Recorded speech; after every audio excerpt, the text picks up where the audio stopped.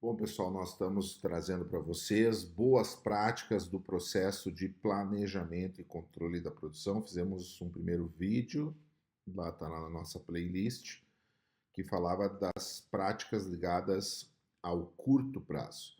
E agora a gente vai falar das práticas ligadas ao médio prazo. Então, a primeira prática se trata do planejamento e controle dos fluxos físicos que deve ser feito aí essencialmente no plano de médio prazo. No longo prazo, a gente vai olhar aqueles recursos que normalmente não vão se movimentar ao longo de toda a obra, uma grua, uma central de concreto, de argamassa, o canteiro principal de obras, os escritórios, locais para o pessoal fazer alimentação, vestiários, etc.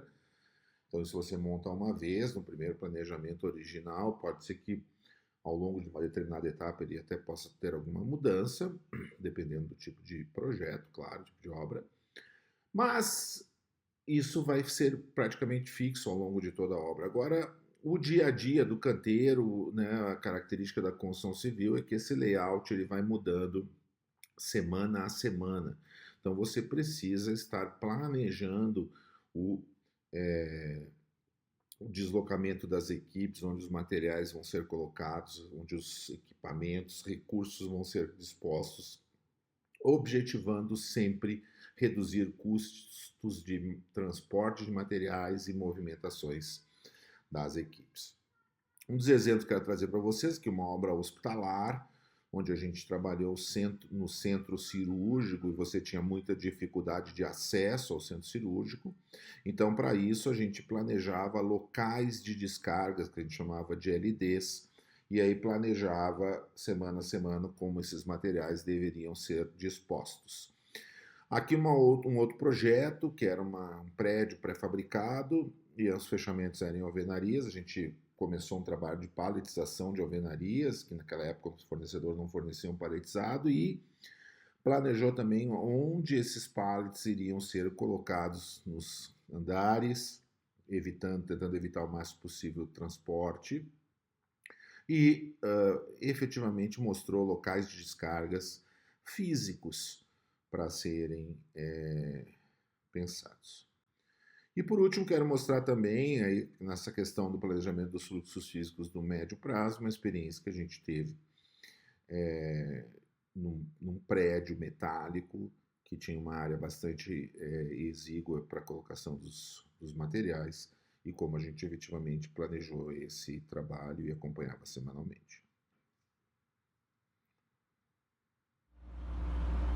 Então, aqui, Adilson, a gente tem a nossa obra toda dividida em eixos, né? Ok. A gente tem nesse sentido aqui do eixo 15, tem uns trechos que é 1A, que vai até o trecho U. E nesse sentido... Começou.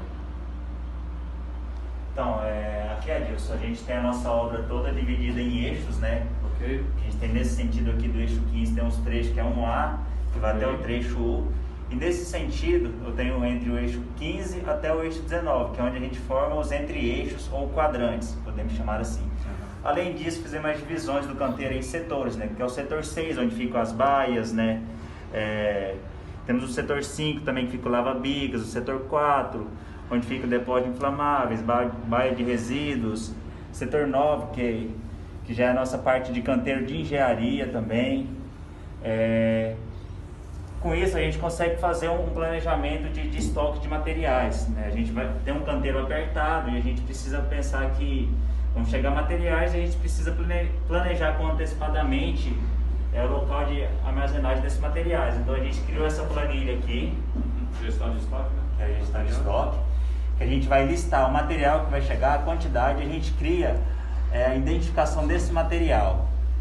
E a gente também coloca a data que vai chegar e também a empresa responsável. E o ponto mais importante é o local de estoque, que é onde a gente põe o setor 7. Então vocês veem que com isso você tem uma redução de movimentação desnecessária de equipes, os materiais podem ser colocados o máximo possível próximo do seu local de uso. Você tem aquela grande dificuldade na obra, porque muitas vezes chega o material, o mestre está lá em outras tarefas, às vezes correndo atrás de completar as suas tarefas, e aí ele manda largar em qualquer lugar o material, depois tem que estar deslocando, movimentando, às vezes quebra, estraga. Então é muito importante ter uma boa gestão desse fluxo físico durante as obras. Uma outra questão importante lá das boas práticas, uma outra boa prática é a padronização do processo de planejamento de médio prazo. O planejamento de médio prazo é um dos mais difíceis de serem executados, uma rotina que normalmente não existem nas empresas, então tem que se criar essa cultura. O plano, né, a ideia do planejamento de médio prazo é que você trabalhe para deixar esse plano pronto, identifique restrições, tenha um comprometimento das equipes, das pessoas, para remover as restrições e crie um backlog, uma lista de restrições a serem removidas.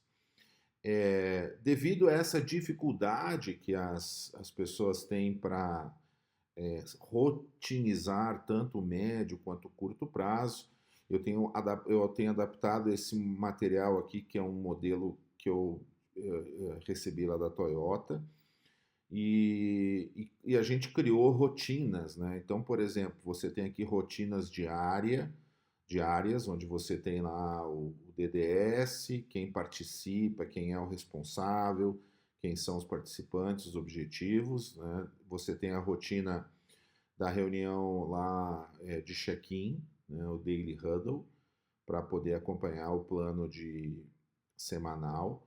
E aqui vocês têm as rotinas semanais de reuniões. Então, olhando, por exemplo, o Look Ahead Planning, você vai ter lá quem é o responsável, aqui é o gerente de contrato, você tem o técnico de segurança que participa, engenheiro de produção, engenheiro de planejamento que participa. Sai lá um reporte que é o plano de 6 semanas, esse horizonte de 6 semanas, e você tem a participação dos fornecedores. Quem são os participantes, então? Os responsáveis aqui pela empresa, o gerente do planejamento, o gerente de planejamento, o gerente de contrato, os engenheiros responsáveis por cada atividade, os less planners também, né? E o técnico de segurança. Qual é o objetivo? Então, analisar o sequenciamento, né, das tarefas, identificar e remover restrições, calcular o IRR e a causa para os não cumprimentos.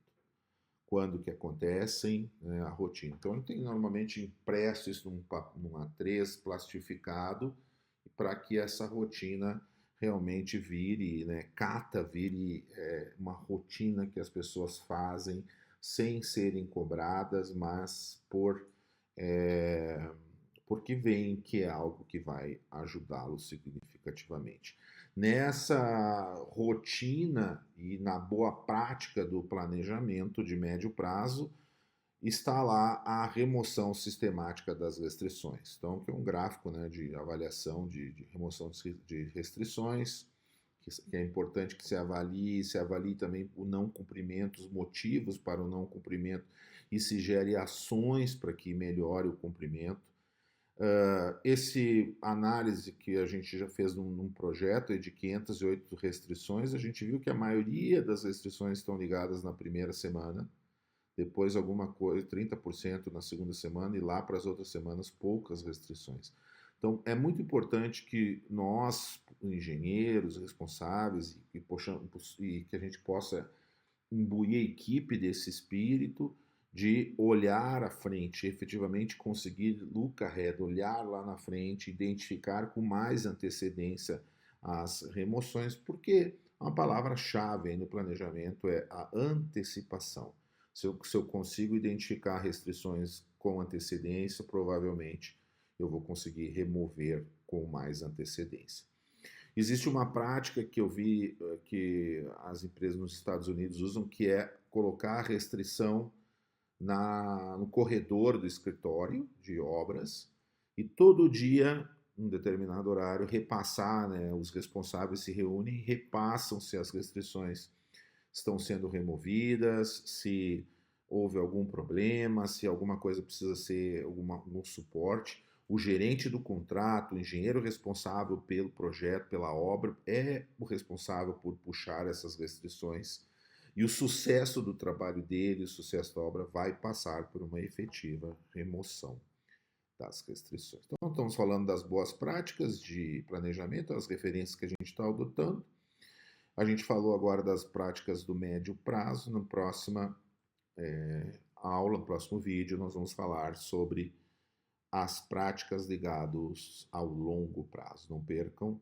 Lembrem-se, a gente é Escola de Lean, curtam nossos canais, Instagram, YouTube, nos acompanhem para saber mais sobre como aplicar as práticas Lean para além dos muros das fábricas. Valeu, pessoal!